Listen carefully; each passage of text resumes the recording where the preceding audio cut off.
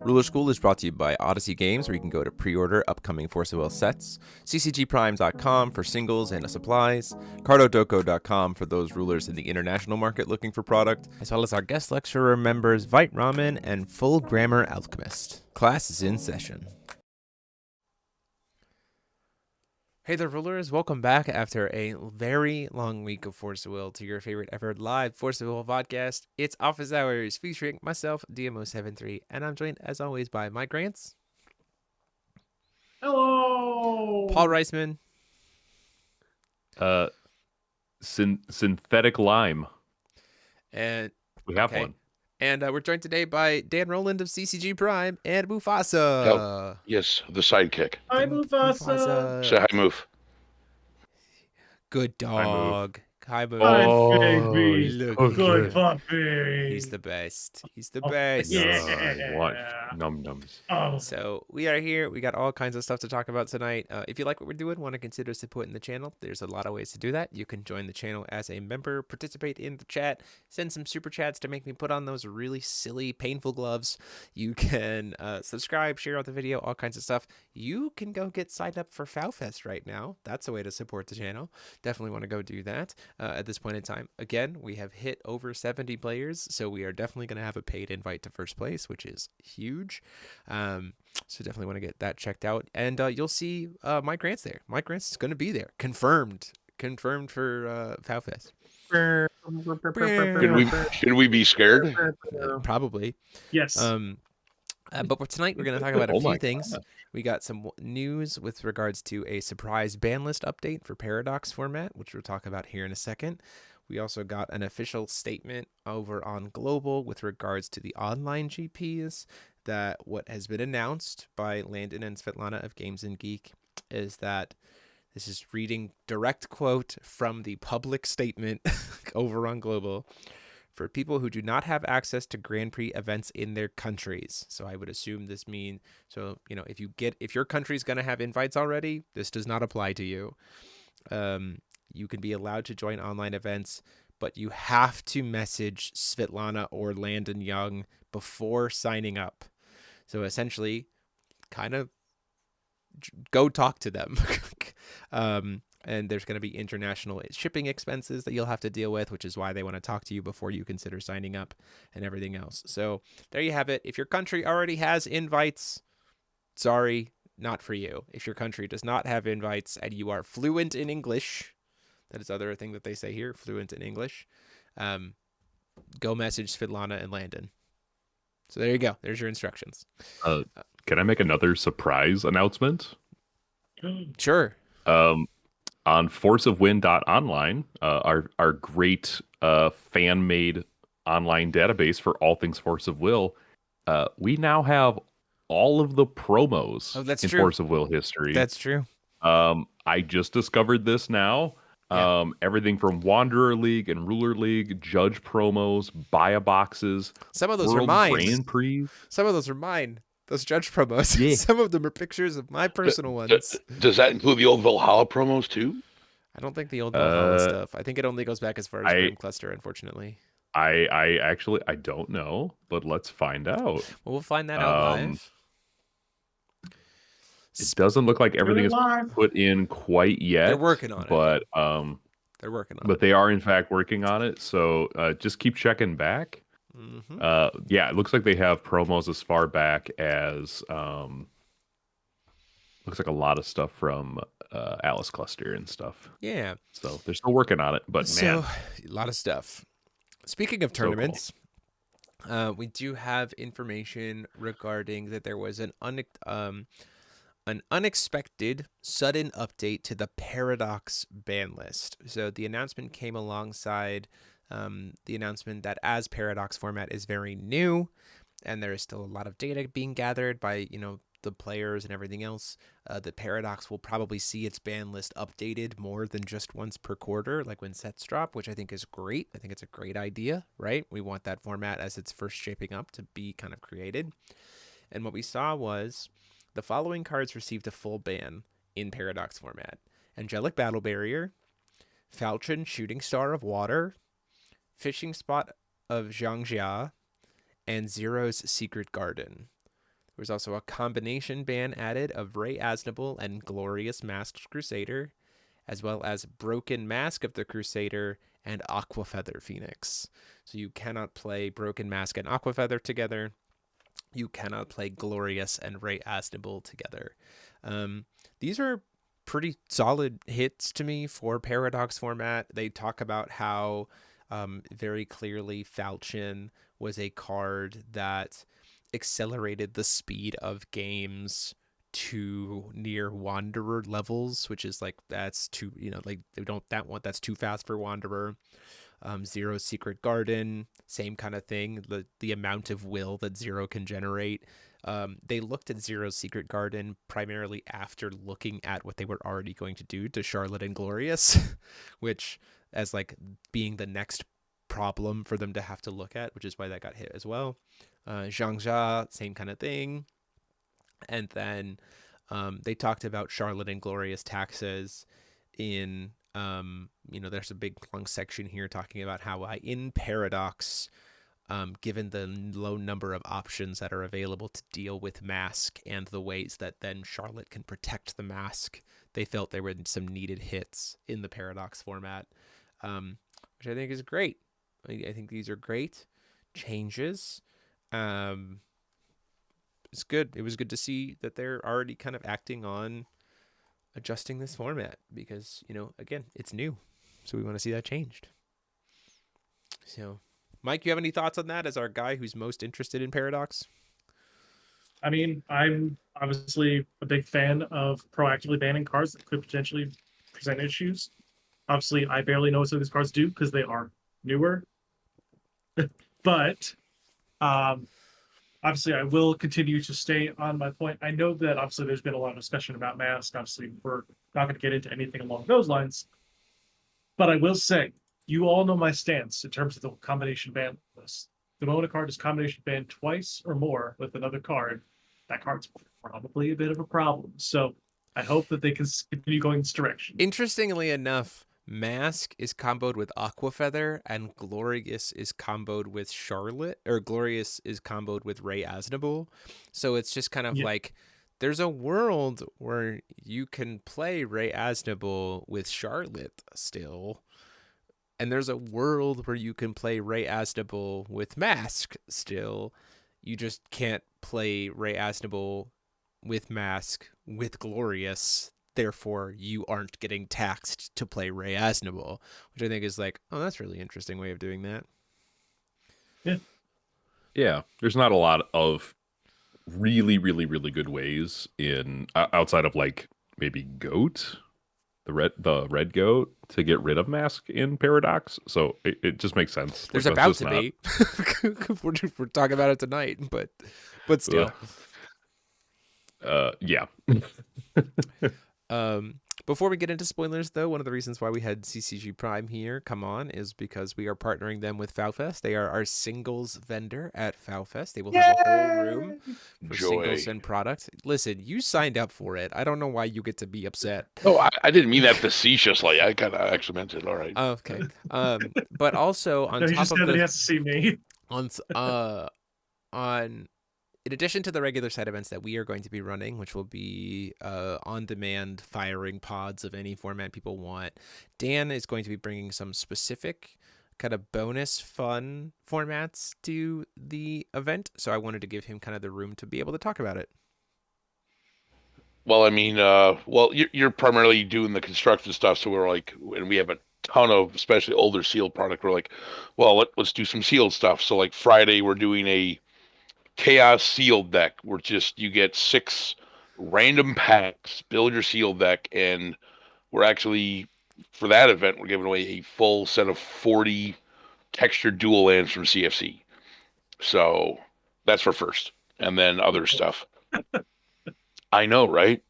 And then yeah, they're on here somewhere. Those are sick. Oh yeah. Oh, nice. Oh. Yeah, you could feel them, Mike, like all the ridges and everything. But and then we're gonna do basically sealed ABC pods, one each day. As soon as we get 16 people, we're gonna have one of each of the ABC decks, including the 5 demos and the 11 from the dual packs, obviously.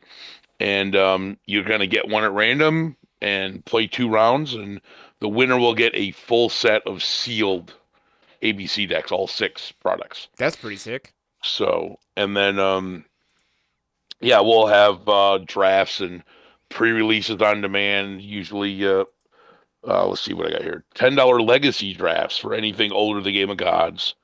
$20 sealed decks, because we have, oh god, especially 7th, we've got a ton of those PR kits, and like $15 for modern drafts, GOG and forward. So That's if you can awesome. find 7 friends and Sick. show up and just for giggles, we're gonna on Saturday we're gonna try to have an Origins event without life break. Ooh, okay. Or Well, yeah, just think of Origins as Wanderer with no band list, yeah. because I think there's only Ah, I think there's only 4 or 5 cards out of OG Valhalla you would actually even want to play. But if you do want to play, scary. if you do want to play something out of Origins or out of Valhalla, you can proxy it for this event. Oh, okay. That's cool. Cool. 'Cause Cool. not everybody's like, I don't. Do you have a full set of OG Valhalla I yet? don't. Sure. I don't. Okay. I haven't tried to collect OG Valhalla. I've got some of them, but not a ton. I've got like Circle of Nullify and like the Yeah. I'll major proxy pieces. a ban list. So I Um, will say yeah. this just as a reminder for FowFest. FowFest will be open until like midnight every day. So like even after the main event ends, we will be open until the wee hours of the morning. So plenty of time to play in as many side events as you want. And the room will certainly be hopping that entire time. It's very exciting. As it stands right now, like I said, we're over 70. We are on pace to break 100 players in the main event. Which is pretty sick. It's probably the first time in like 4 years that a FOW event has broken 100 players. And that's just counting people who are signing up for the main event. That's not even counting people who come as friends just to goof around and play in the side events and everything else, because I know for a fact we have some of those people coming too. So Who doesn't love goofing? it's going to be a great day. But I also if anyone wants to like put in an order for singles and do like in-store pickup, we'll actually bring that with us, because we're only planning on bringing actual singles from Hero Cluster up, That makes sense. because like we did that last year. We brought like everything, and it's like Too much. we've only got like 4 people, and now that we're gonna have to be there Friday setting up in this additional day. It's like, yeah, I'm not taking like 45 card houses to like. That's So if you very need fair. something prior to New World, please put it in order and And then you'll pick also up have all and your order it. fancy stuff and everything else. You guys got prize cards and all kinds of other cool Oh stuff. yeah, well we're bringing all our foil stuff, promos. I mean, I think we have 6 foros just full of random foils Sick. that are, and yeah, and we got a special binder for you to look through first, Jeremy. I'm sure there's a binder of stuff for me to try to spend money on. I love. We'll give you the friends and family discount. Hey, You too, Paul. Mike, we're double whatever you want. Mike has to pay double. Anyway, Are you buying cards? so we have let's go ahead and jump into spoilers. We did get last week we got the buy a box promo and the pre-release promo kind of spoiled for us, but then unexpectedly we also just jumped right into main set spoilers a little bit sooner. So let's go ahead and jump into them. First up, we have our buy a box or pre-release promo, which is the Symbol of Magical Fraying. It is a 1-cost quick cast edition rune with that has Divinity 6. I don't know how edition runes work, but I'm curious to see how that works with such a high divinity. Enter if you don't control water cards in any non-ruler area, wind cards in any non-wind ruler area, water spells or wind spells, choose one. Cancel target water spell with quick cast, cancel target wind spell with quick cast, and in solo mode, whenever the spell or abilities of this card are targeted by spells or an ability you don't control, draw a card. So if your opponent tries to target the thing, you cantrip with it. This card is very interesting to me. I think it's kind of mid. Like, it's not insane. to me. It is a anti, like it's a card for canceling, for like, for to give Gil Lapis some cancel, right? Because he can't play wind or water cards in the deck if you're playing the sub ruler or if you're playing the extension rule. So that's kind of interesting. But like only hit, it's very narrow, and I like that it's very narrow, especially if it's going to suddenly also be usable in a rune deck somehow. So are Yep, you this thinking is it's more like chant runes that you can run 4 in the main deck then? So I mean, I think because it's not a pure rune, it's not a I think you probably will be able to play this main deck. I just don't understand how it's going to interact with the rune deck, that's the piece that I'm like, I don't really know. So we'll have to wait and see, is all I can say there. Yeah, I mean, in traditional rune decks, this thing would be very expensive. Divinity 6 is kind of insane. And even in traditional rune decks, there were not a lot of cancel runes. Yeah, And there's we had one, and that thing was crazy good. because it was also free. It's very, very good. Because it was also free. So getting another one is like, okay, that's relevant. But the fact that it's got glyph has got me interested in like what are the implications of that. It also means that this is not like reunited with Gil Lapis. So now red just has access to a 1-cost edition that says no. Which, seems relevant for aggro decks. Yeah, that's true. Our next promo is the Buy a Box promo, which is Thoth, God of the Divine Sands. He is a 1x cost 6/2 with Mythic, First Strike, and Pierce, where if you paid X only with white or red will, no one can chase to it, and it gains barrier as it enters the field until the beginning of your next main phase. So it essentially has Crown Stone ability on it. This card enters the field with X +1/+1 counters on it, multiplied by 4. So if you paid 2, this guy comes in as a 10/6 for 2. Thoth's command: at the beginning of your battle phase, put a non-high god mono attribute fire resonator with attack lower than this card's attack from your graveyard into the field. If you do, it gains swiftness, bloodlust, and at the end of battle, shuffle it from your field into the owner's deck. You can only use one Thoth's command per player per turn. Essentially what you're doing is you're paying into this guy to create a targetless animate from your graveyard once per turn. Which is very neat. There's certainly some pretty big implications for this guy. Things that come to mind are things like Xylos and Dotem, because Xylos only has 700 and has multi-strike. So, reanimate one of those boys. I mean, there's a lot of interaction with this.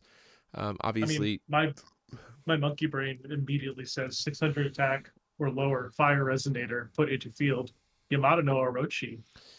It's probably going to be, if you're playing this guy as a 1-drop, yeah, sure, that can just get you a Yamada immediately, which is very interesting. But it does say at the end of battle, so Yamada would attack once and then shuffle back in. So goodbye. Maybe don't do Yamada. I'm checking one thing. Isn't it at the beginning of the battle phase? It says beginning of battle phase to reanimate, but the resonator then gains at the end of battle, shuffle this card from the field into its owner's deck. So essentially the thing gets to attack once. So it's Nice. bring it out, swing, shuffle. Yeah, exactly. Which is why Xylo things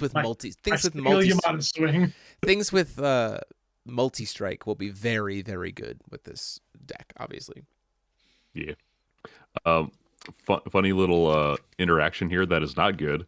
It's a bird resonator. So under Zero's Secret Garden, it gains quick cast, protect, and barrier chant. It's not good. Oh my god. It is a bird. And you can search it with Joyful Birdcatcher.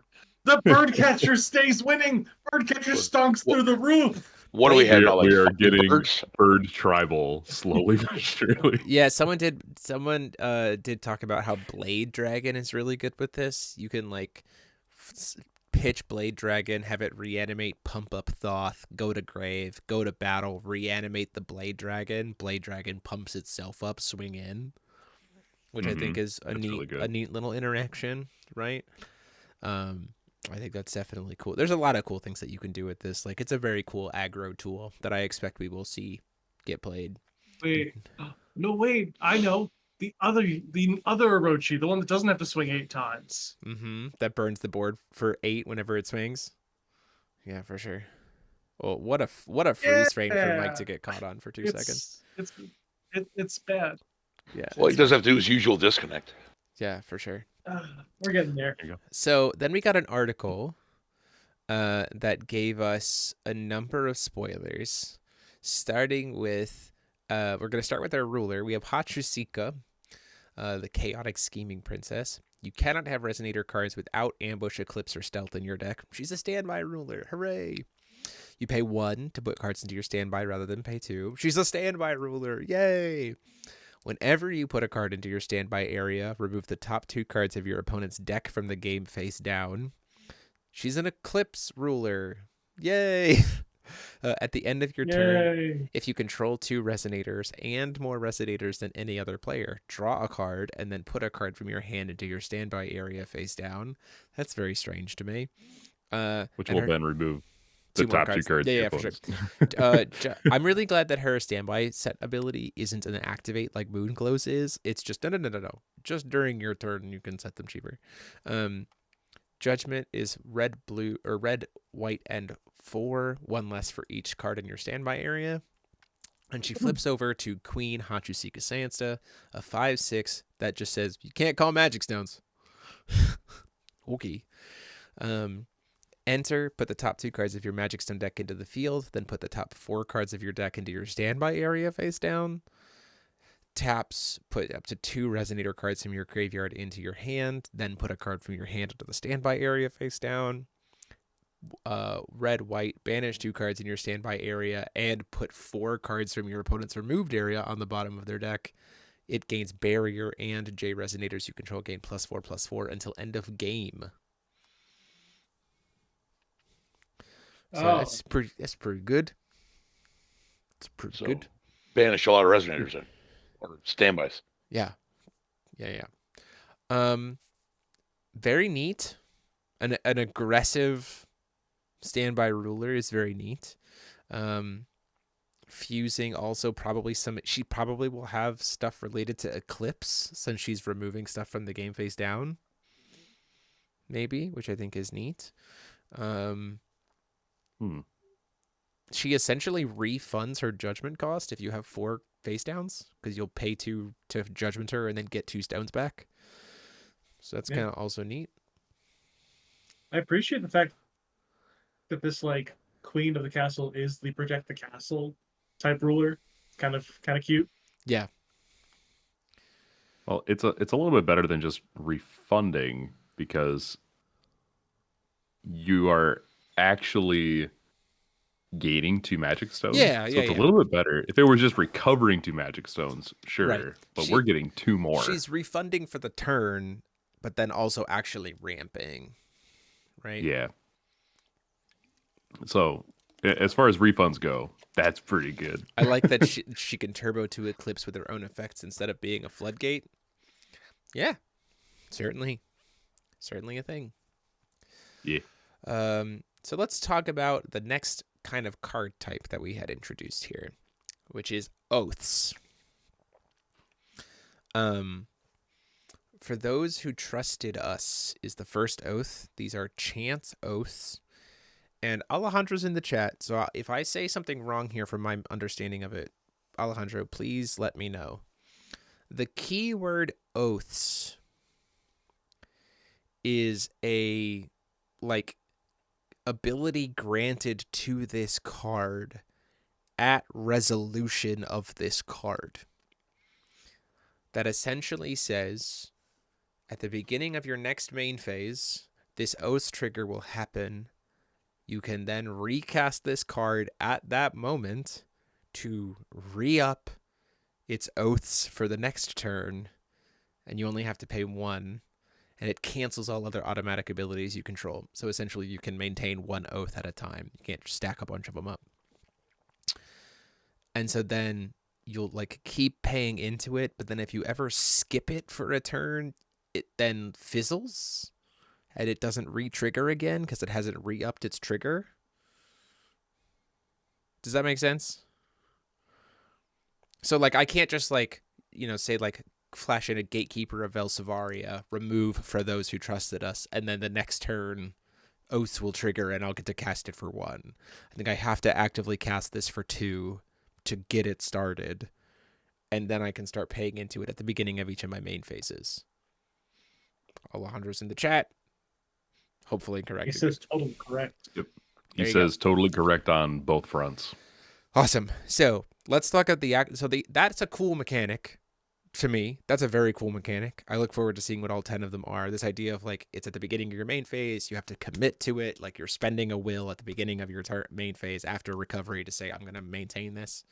I think that's neat. And he'll do 1 because it cancels all other automatic abilities, I guess. Yeah. So essentially, if you had like 3 oaths that all trigger at the same time, you'd have to pick one and maintain it. You can't like hold a bunch of oaths all at once.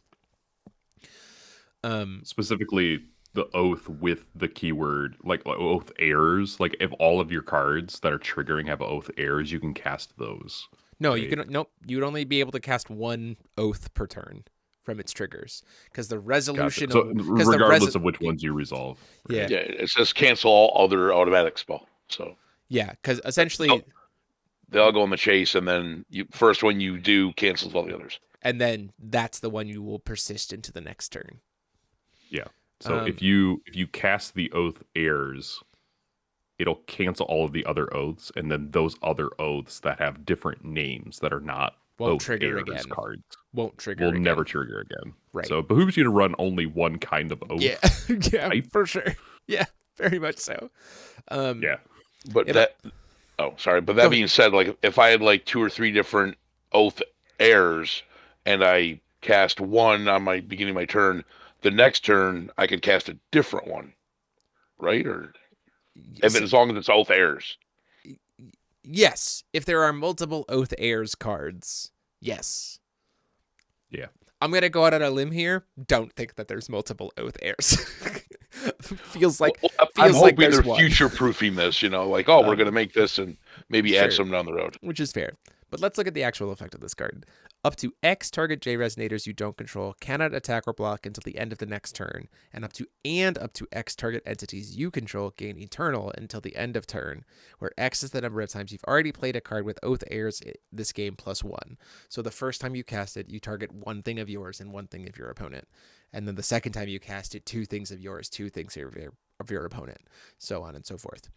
If 12 entities were targeted this way, destroy all entities. This includes magic stones, by the way. Remove this card from the game as it resolves. The first possible time that this thing can blow everything up is on the 5th cast. And only if your opponent has 6 J resonators. It's the earliest possible time that it could destroy everything. This seems interesting to me. It does feel like it's kind of strangely the weakest. Like, it feels to me like this is kind of the weakest one from the jump. Like, it's very weak for 2 mana. Like, it's very weak for 2 will on, like, baseline. Just targeting 2 things. Am I the only one who thinks that? No? Oh, no. This mechanic feels super complicated and probably not for a lot of payoff. I mean, like, the early turns of it, like, this is a card that I imagine you're playing if you're also playing things like Lunar Protective Life Form or High Speed Uppercut Treatment to be able to also clear boards, like, defensively because you committed will to this early. But because of the fact that casting future copies of it is always at the beginning of your main phase, you will always have the will to be able to pay into the oath. So like once you get it started, it's one will a turn, and it just gets exponentially better. This is also a card that like is in theory something that you play if you expect the game to go on long enough to where you can extract value out of it. Mhm. And I think that's a losing mindset Potentially. for a lot of players playing this game. Well, with Hachusika, like, yeah, that for a lot of people playing this game, it's probably not the mindset they want to go. For Hachusika, it feels like she kind of wants to play to the late game anyway, being a stealth ruler, right? Like, Almost play an aggressive stealth package, which Hey-o, can be done. which can be done.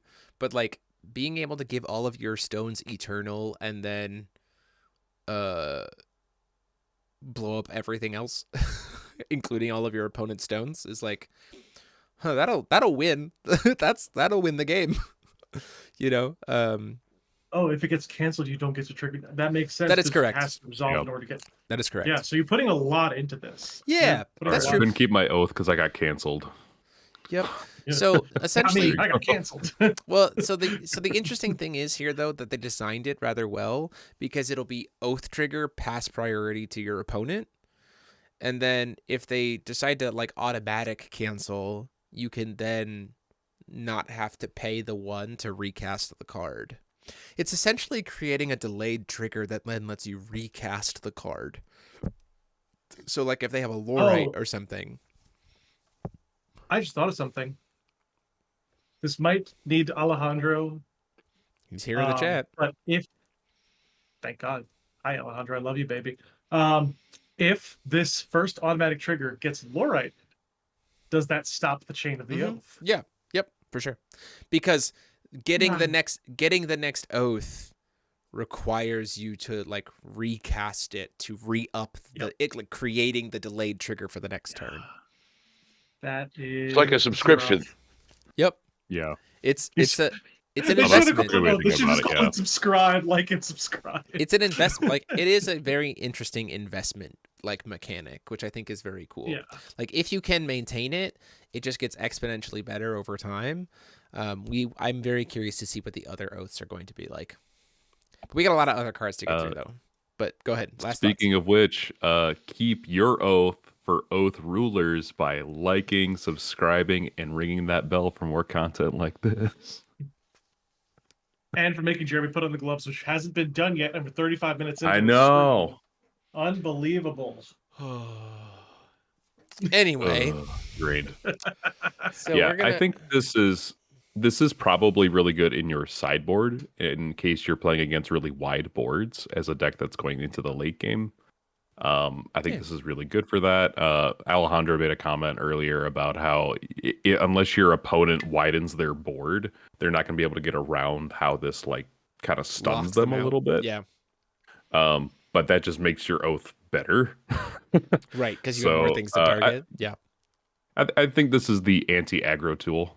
Yeah. Speaking of the Now, can it actually anti-tool, stand up to anti-aggro tool? speaking of anti-tools, we have the anti-magic elixir. This is a 2-cost Ooh. ancient magic chant. Oh, by the way, it's an ancient magic. I just realized that. That's gross. That's correct. You pay 2 less to play this card if it targets a mono attribute regalia or a non-attribute regalia. So you pay 1 red to kill mask. If you do, players cannot chase to this card. So you just have a 1 red unchaseable answer to mask. Choose 1, destroy up to 4 target cards in a standby area. Artemis Bow, eat your heart out. Destroy target regalia. If you do, this card deals 500 damage to the chosen target's controller. Target a J ruler you don't control. The chosen target and its J ruler side lose all abilities until the end of the next turn. Which means this turns off Giotto for 3 turns. Because it's the end of this turn, their entire turn, your entire turn. So that's a thing. Who would have guessed that the answer was in the Hanada Corp tower the whole time? As someone who's been, you'll see it next week, as someone who's playing Alhamat with Crossing Point, a card like this that's an ancient magic so that I can send stuff to grave and then expel it to Crossing Point is pretty good. I'm a fan of this card for a lot of reasons. Yeah, this card's very good. I think this card is a nice, and it's in the normal rare slot. It's very cool. This card is Yokoshima's tech. Yeah, Yokoshima's It big pick. is. Yeah, Just having 3 modes is just really good too, and a way to make it unchaseable. Like, oh hey, yeah, for Yeah. sure. It can't hit the dual attribute when you and regalia, I- though, which means I can't. I can try to kill K4's Komodo that makes it so I can only play one spell, and then it just gets canceled, and I cry. hey, you so- got to keep those Alice Origin regalia, In check. Yeah, I know, right? You really do.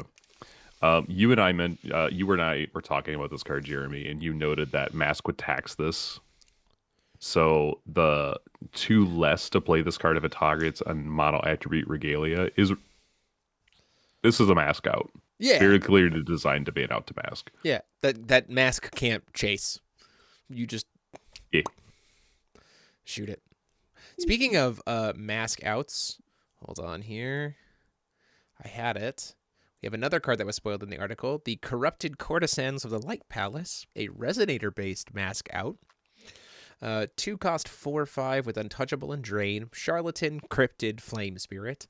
With Untouchable and Drain, enter, choose an additional regalia. Its controller removes it from the game. If they do, remove the top 2 cards of their deck from the game. This is untouchable. It's a Resonator. It doesn't target. Resonator-based mask out. Yeet. Yeet.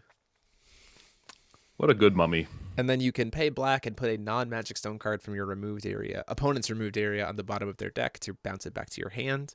Inheritance for 1 white, destroy target attacking Resonator, gain 1,000 life. Players cannot chase to this ability.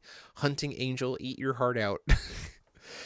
Who? Hunting who? This is nuts. Only on the solo mode, but yes, it's very good.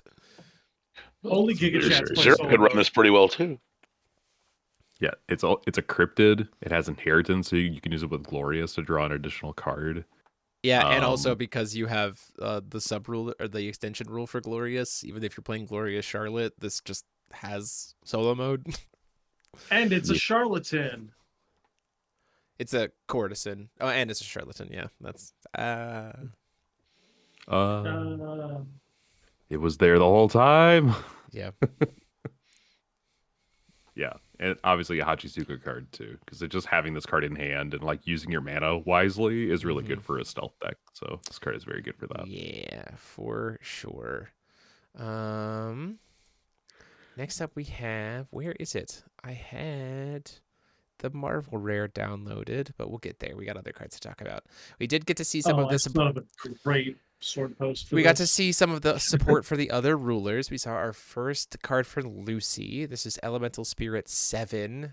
Reunited, has wind and darkness attributes in your item area, so it counts as a wind, water, darkness. Enter, reveal the top 5 cards of your deck, put a synthetic spirit from it. So it's not as good of a search. It's not just any synthetic spirit. And then its Wild Alchemics lets you give this card gains J Resonators must attack this card if able. So instead of your opponent being like, well, I just want to attack, you can be like, no, attack this, please. Or I want to attack. I don't want to attack you, but I will start attacking your resonators. No. You're attacking this synthetic blue raspberry now. Yeah. Yeah, the inner effect is much better than it seems, Jeremy. One of them into your hand and a resonator with its end name into the graveyard. So it immediately also loads up for being able to do the wild alchemics. So it's pretty And good. then in your item area, it counts as having All the- 3 different attributes. Which drastically is really, speeds really up which helpful. drastically speeds up Lucy's ability to judgment. Paul really wants to And- make that deck work. And also, very importantly, if you're not playing Lucy, this is a vanilla 2-will 0/3. Hell yeah. Let's go. Giga Chad's in the chat. Somebody come here with the deck playing this card with no Lucy. Just show me what's right. Sounds also like a new got- challenge for you to make, Mike. We also got our first Leica card, Beast Lords of Aradia, a Aradia Beast 4/4. As you play this card, you may discard a Beast card. For effects of Lycanthrope, Chance, or additions, treat this card as if it had the printed races cat, bear, bird, rabbit, snake, and spider. Essentially, this can be any Therion morphing target you want it to be. Enter, search your deck for 2 Aradia Resonators with different names and put them into your graveyard, then shuffle your deck. And when this card is in your graveyard, removed from the game, if you control a Lycanthrope J/Ruler, heal an Astral Ruler you control. That is huge for Lyca. Like, that is, she can now stop trying to have to care about playing, like, Liberation of the Fires. She just has heals now. Like, that's so good for her. So good. And now you can run all of her forms in your board instead That's of true. having to cram all the different guys in. David Crowell, I see that you had a comment that was retracted. I do want to say welcome. This game has been going strong. It is in a solid tier 2 game state. New sets have dropped literally every 3 months, and we still have a competitive scene with invites to a world championships in Japan every single year. So, this card is very good. This card is very good for Lyca, and I, for one, look very much forward to trying to make this work. You are the Leica player on the channel, so I believe you. I will just say that spider is way bigger than it should be. I don't like it. Nah, that's Spider's playing. It's good to see you. Love the game back in 2016, 2017 with anyone was scared of what was going to happen to it. 2016, 2017 was Lapis Cluster. So I'm just going to say, we just got Masterpiece 2, which was all brand new support for all the Lapis Cluster rulers. So go check out some of our recent feature matches to see like some of your favorite rulers and all their new support, because we're using them and they're currently competitive, like new age competitive. So yeah, we got some new additions that have consensus. Consensus has been carried over to main set cards. These are worded a little bit interestingly, but I'll kind of explain it. Both of the effects work similarly in terms of how it works.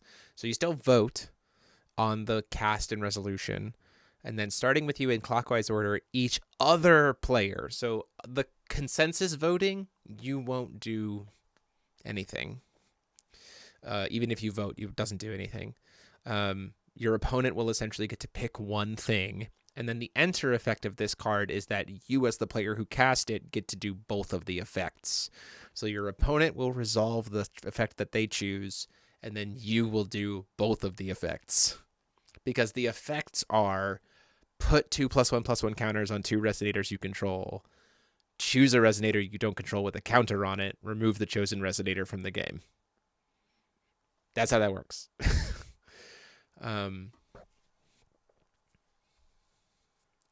How did I know the cluster so fast off the top of my head? I've been playing a long time.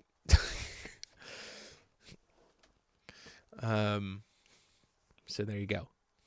I mean, this is an interesting idea. Certainly feels more like an ABC card than anything else, especially this particular one. Like, this is essentially a removal spell that also kind of buffs you. I guess if your opponent picks ally, but I think I would just, if my opponent casts this, I would always pick enemy so that I don't lose any of my own stuff when this gets cast. Or I pick ally and don't put any counters on any of my dudes. Right? Sure. Because it is up to 2. It's an ABC card. Yeah, I agree. It's an ABC card. And then we have Silent Battle in the Palace Dungeon. Same kind of thing. The ally effect is lose 400 life, then search your deck for a card and put it into your hand. And the enemy effect is look at target player's hand, choose a card from among them, and discard that card. This one I'm probably going to always pick enemy if my opponent is casting it, because at this point in time, like, I'm not going to choose to search knowing full well that my opponent can then just see what I searched and then make me discard it. This one certainly feels significantly better than the white one in terms of, like, as the person resolving it, I'll lose a card out of my hand, but then I get to go search for a card, any card that I want, and then also steal a card out of my opponent's hand. So this is essentially like what if Look of Corruption was also a demonic tutor? Seems fine. Twice. Just once. Well, you have the enter effect too. You don't get to.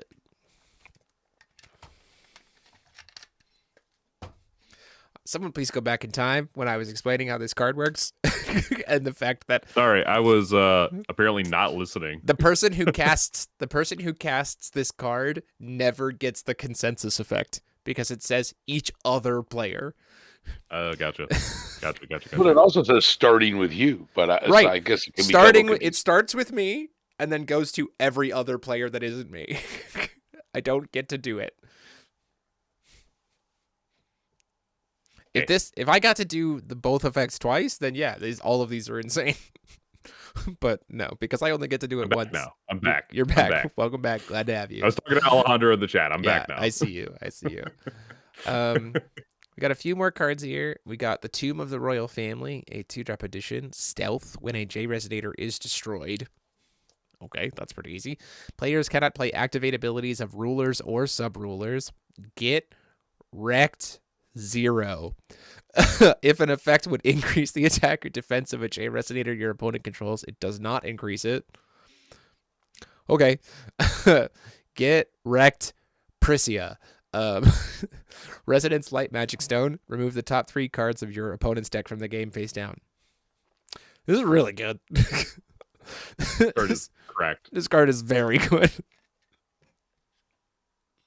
So good. It's a very good sideboard card against, Prisia or 0. Just being able to tell. Between this and Elixir, this is my favorite card so far. I'm going to sideboard this in Fox and then just put it face down for 2 so that I can get this active and then flip my Fox over so that Apple can't kill my Fox. That's the whole game plan. That's the whole Pretty much game plan. anything can play this. I mean, so Yeah. it's like, Yeah. just take a turn and pay 2. Yeah. That felt personal. How many times has Paul destroyed my Fox when we were testing? With 0? A bunch. Yeah. Yeah, this card's very good. Out of the 2-drop, so it can't get canceled by mirror, which is really helpful. Well, it could Does have be. quick It could cast. be. Because you're still casting it for free off of stealth, so you could mirror it because you paid less. Oh, you can mirror it. You With can't free Pharaoh spell. spell it though. You can't Pharaoh spell it though. Can't Pharaoh spell it. Yeah, this card is very helpful. Yeah. Well, very, the, very, very helpful. the fact that it has stealth is really good too, because if you are running moon or you could search it, slap it in, and pop it in response to, oh, I'm going to kill that. Oh, in response, I'm going to go flip this in my Adelbert. stealth area Yeah. with Adelbert. And Adelbert could go put it face down, which is pretty cool. Mhm. Next up, we There's a lot of good have stuff here. a letter from a mother to daughter. Letter from a mother to a daughter. Trigger if another player controls more resonators than you. Choose an attacking fire J resonator with belligerence or swiftness. Destroy it. Fire J resonators cannot attack until the end of turn. Players cannot chase to this card. This is a 4 of in Hachusika if she's playing to the late game. I guess not necessarily a 4 of it all the time, but like if the meta is at all aggressive where you play, she's playing 4 of this card. Because it doesn't, if there's no attacking fire J/resonator, that doesn't matter. But just blanking all fire J/resonators from being able to attack is huge, especially against Gil Lapis. Like, this is pretty good. Oh, you're swinging with Ashwin? Cool. Kill it. And make it so none of your other cryptids can attack this turn. Great. Sure. Yep. Very good anti-fire tech. Yes, for sure. Next up we have got that. We have the Decree of Cessation of All Hostilities, aka Worse Intimidation. Hooray! Remember, It's a 2-cost quick cast. Prevent all damage that would be dealt by resonators until end of turn. Eclipse, it has Remnant, and you pay 1 more to play this card from your graveyard. This is essentially bringing a fog into Paradox format. Like, that's the purpose of this card, is to bring a fog into Paradox. Because if you're playing in Paradox and you want to stop damage, just play Intimidate. Or if you want to play it, You could also just kill all their creatures. I mean, Ashwin doesn't have Swiftness or Belligerence. You right. But also stop her from being able to attack. That's why we just zeros Light Lightning her instead. We just go, oh, that's a cute Ashwin. Blah! Bye. Get out of here. I like how Wu Jia Wu in this artwork is just like so focused on his instructions, and Lucy's got her coffee cup. Never goes anywhere with that, the coffee cup. Someone posted a meme of like Robometa adjusting his glasses and Yokoshima going, Robometa, if it's a problem, I can just weld those to your face. Like, we don't, you're like, you're metal. We can just weld them. You don't have to keep pushing them up. It's a statement. Wu never learned to read. Poor Wu. Cats don't need to know how to read. We are gonna, I mean, maybe this is him, starting to maybe accept that he is in fact a cat. Acceptance. It's very important. Spoiled today, we have Remnants of the Rune, a treasure with reunited Helen. You cannot gain life as long as this card is in your removed area that was removed by an exploration effect you performed. When this card is removed from the game by an exploration effect, you get rune counters on it, where runes are the number of magic stones you control, which is how the Helen then prevents damage when she's judgmented. Shuffle this card into its owner's deck at resolution of the chant. If you do, search your deck for a glyph, reveal it, and shuffle the rest of your deck. Put this on top. If a card is moved this way and you control a rogue J-Roller, Exploration 1. Essentially, at resolution, just go get a glyph and then explore it. Gotta find out what glyphs do before we get any deeper. One has Divinity 6. That's true. One of them does, in fact, have Divinity 6. You right. I know something are, sometimes. in fact, correct. Let me look up here why I had other cards that were ready to be spoiled, and I can't seem to find them. I just have 2 more to go. We have her Marvel Rare and another card here. The glyphs need to be when this card is revealed by an exploration, wipe the opponent's board, ramp 2 stones, and kick the opponent in the foot. Sure. I'll allow it. I didn't think Helen was an aggro deck. It needs to be good. Yeah, for sure. I mean, this definitely feels like it's more for like traditional witch Helen than new Helen, although we don't have any idea how new Helen works, so maybe I'm wrong. Don't be wrong, Jeremy. I can always, yeah. Resurrected Epiphanic Priests, a 2-cost human priest zombie 6/4. That is mom trigger. If your life is 2,000 or less, you can stealth it. Target J/Resonator gains Bloodlust until end of game. Search your deck or graveyard for a card named Pale Savior. Reveal it and put it into your standby area face down. If you search your deck, shuffle it. Inheritance for 1 red.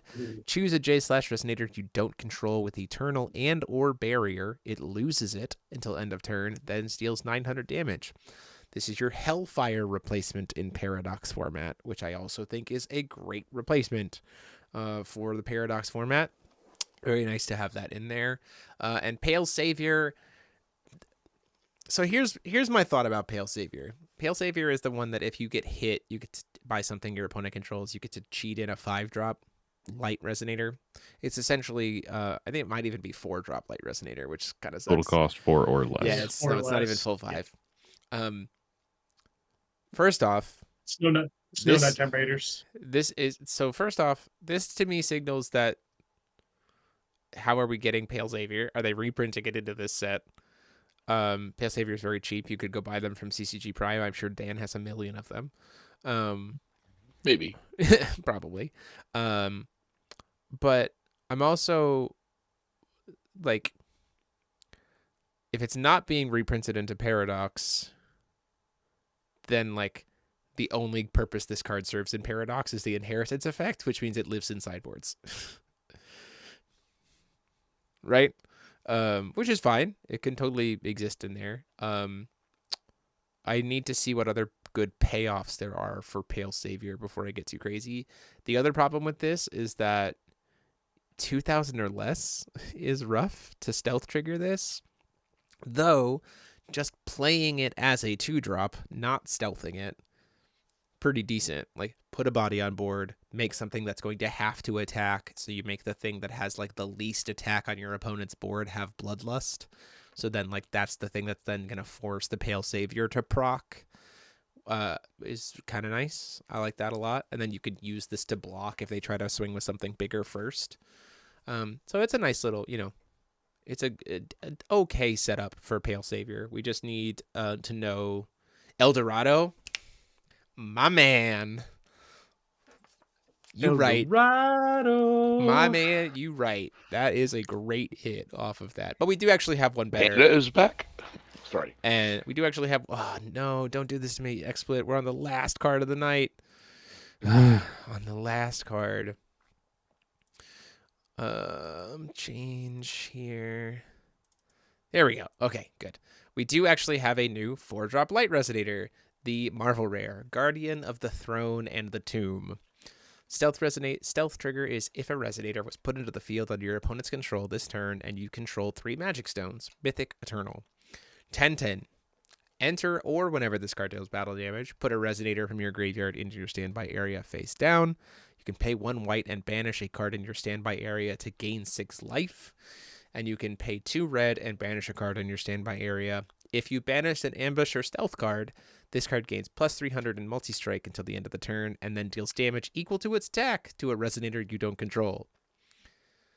I would like to point out that if you have multi-strike, whenever you hit your opponent, you will successfully get to buy back 2 cards from your graveyard back face down. So one of them can be the card that you banished for the effect to give it multi-strike. So that's the thing. This card is honestly probably the new grab off of Adelbert 100% of the time, right? Like, if you are playing Stealth Adelbert, this is what Adelbert is grabbing. We are no longer playing Nighttime Raiders. We are playing Guardian. Like, 1,000%.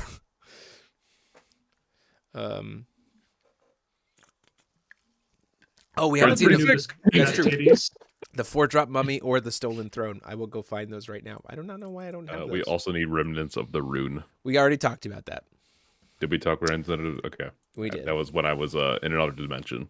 Yeah. Sorry, attending to Pauler school duties. Yeah, clearly.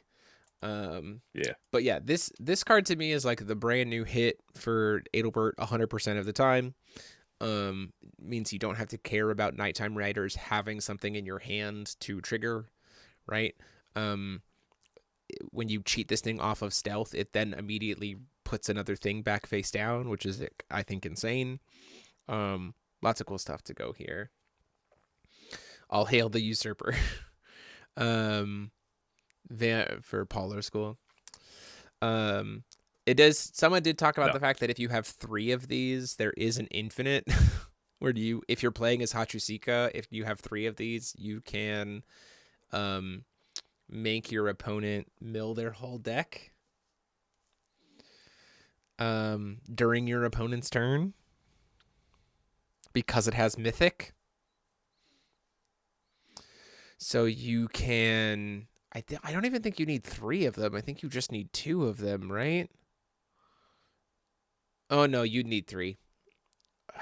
I can't tell if it's 2 or 3, but essentially because of the Mythic trigger, when this card enters, it'll put a card face down, and then you can still trigger to put the other one out, and then the Mythic trigger will cause you to...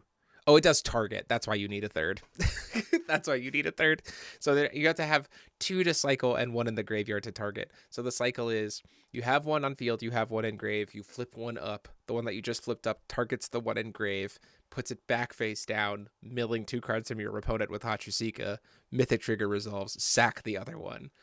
Reflip, repeat loop infinitely, mill your opponent out with Hachusika during their turn. Incredibly interactable, very hard to set up, pretty telegraphed, hilarious. And you're gonna try it, aren't you? Probably. Interactable, yes. Has Eternal, and I'm it's in targeting the the grave. color. I'm targeting the graveyard. I'm just hitting. Target the graveyard I'm the whole I'm time. just hitting the version that you're putting in the graveyard. Like that's. I'm Sure. breaking the loop there. Sure. Like that's the most evil elemental uprising. Bye. I'm out of here. Ice shards. A lot of ways to mess with it. Yeah, for sure. It will be included in the deck. Included. Yeah, it's just casually included. It's a very cool card. I like it. 2 more cards to get through here, because for some reason those just didn't download, I guess. We have the Lost Throat of the Light Palace, a zombie regalia that if you have 3 cards in your standby area and a light J ruler, you can mobilize it, you can put it out. Barrier black, enter or whenever this card attacks, destroy a darkness resonator your opponent controls.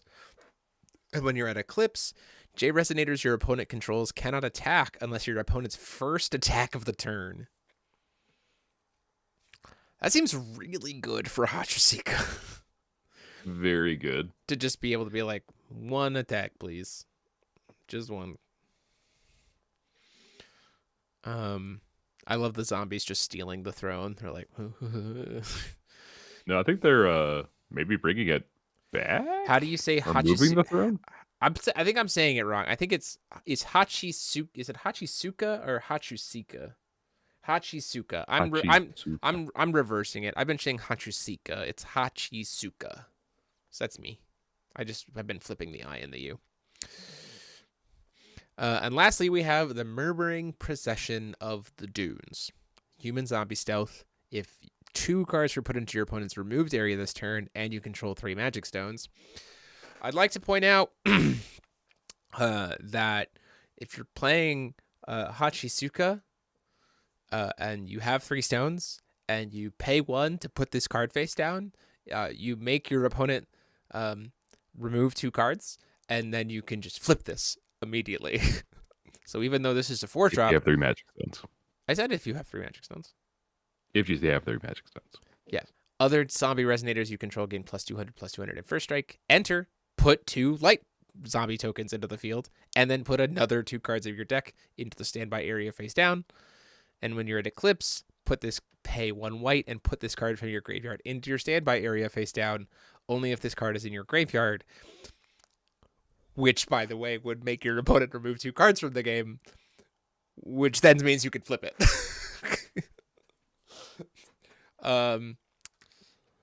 Stealth back, baby. Let's go. Stealth is back and still broken.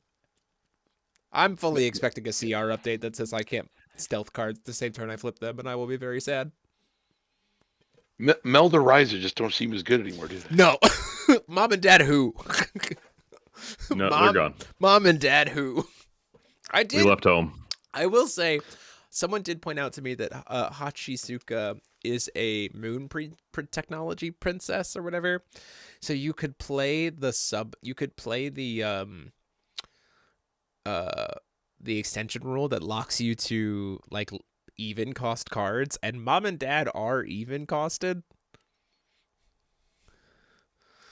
So, I mean, that's a thing. At least I think.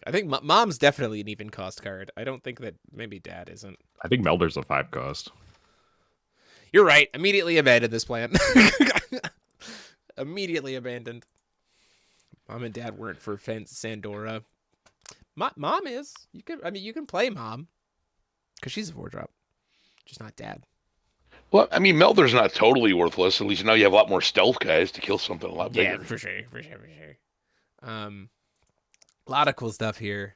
Not enough solar or lunar guys with ambush or stealth to play the XR, yeah, that's another big problem too, right? Because stuff you have to have solar or lunar cards in your deck is because they have to have ambush if you're playing with Hachi.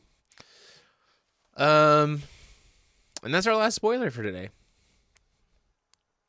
This set's looking sick.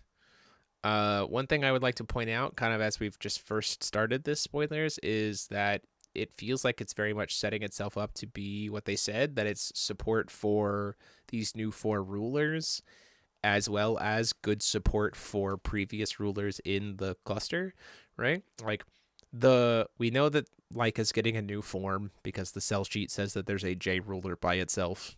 Duh.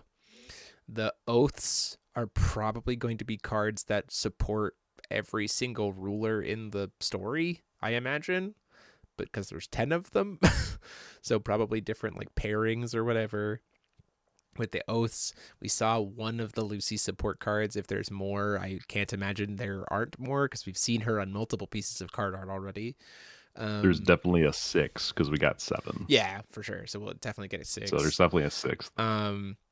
These cards for Hachisuka also can be used by Moonglow. Like they're just already like usable by Moonglow, which I think is sick.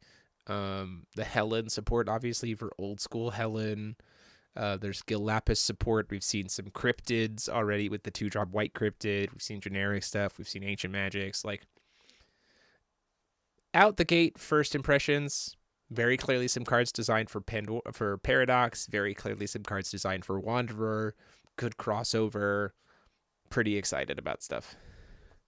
How do you know there's going to be 10 oaths in this set named 10 oaths? There's actually only 5. There's just 5 oaths. They're conflating their numbers a little bit. Here's the real question. I have to ask this. Okay, real talk. Do we actually think we're gonna get more Tri-Stones this set? Or do you think the 5 No. or do you think the 5 we have are the 5 that we're gonna have? And so America Stone is never going to exist. It's just the 5. America doesn't exist. Listen. America's just a myth. Hey, we don't need political commentary on this TCG podcast, okay? I want my 5 extra stones. I would like my extra stones, but I would imagine the designers would go for a more interesting route and not give us those 5 extras. I think they might be the They put first tariffs stones. on the 5 extra You stones. you think they might be the first stones of Devil Cluster then? Is that what you're trying to get at? Maybe, but I can also see them if they're designing more within the Paradox realm at this point. I can see them waiting till maybe after Devil Cluster or like at the end of Devil Cluster to reintroduce them. Yeah, That's fair. so that's kind of my thought. That It's makes sense. interesting to play without the extra ones because then you Yeah. have to really consider your stone base, and Yeah. that makes it just a more interesting deck building environment. Yeah, So. for sure. For sure. I actually wouldn't mind reprinting the dual stones so we have those in Paradox. Nah. Keep them out. Keep them out for now. You got your shock rocks, and you be happy. Yeah. Okay. One last comment. Yeah. A lot of these cards support. It also a lot of these cards also support Lulu if you're running the Crimson Lotus version. That's true. Because it's because I do believe that the Marvel Rare is a human. Strangely. Hold on. No. Yeah, she is. Yeah. She's an ascendant human zombie. Oh my gosh. So you can play that. You can also play the Resurrected Priests to help get rid of a barrier internal stuff.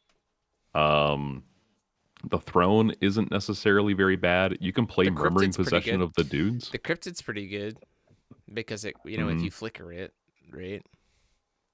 Yeah, the Cryptid is very strong. So yeah, I mean, there's a lot of good stuff in here just for a wide variety of decks. Yeah. And then, yeah. Yeah, I'm excited. This has me excited. I'm really curious to see what other support we get. I'm really curious to see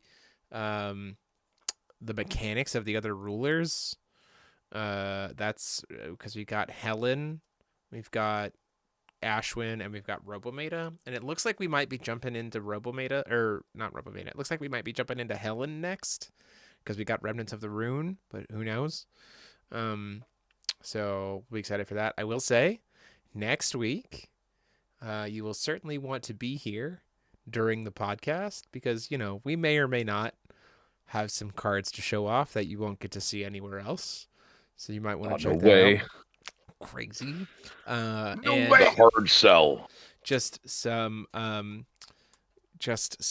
housekeeping notes here as we close up. This week we will have Paul trying to redeem himself on Mikage, playing against a glorious Charlotte list after the trouncing that Paul got last week against Soul Mars.